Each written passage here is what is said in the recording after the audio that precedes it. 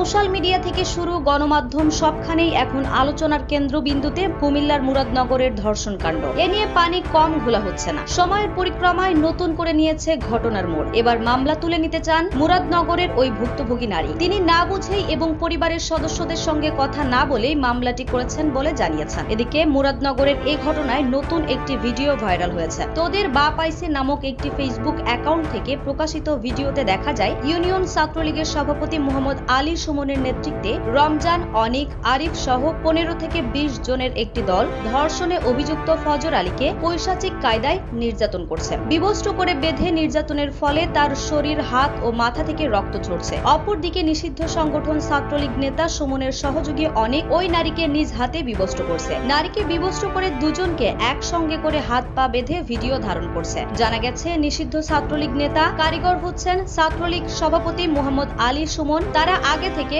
ওত পেতে থেকে দুজনকে ধরেছে, পরে পরিকল্পিতভাবে বিবস্ত্র ও নির্যাতন করে এসব ভিডিও সামাজিক যোগাযোগ মাধ্যমে ভাইরাল করেছে। মুরাদনগর থানার ওসি জাহিদুর রহমান বলেন, নতুন কোনো ভিডিও এখনো আমাদের দৃষ্টিগোচর হয়নি। নিউজ ডেস্ক, দৈনিক রানার।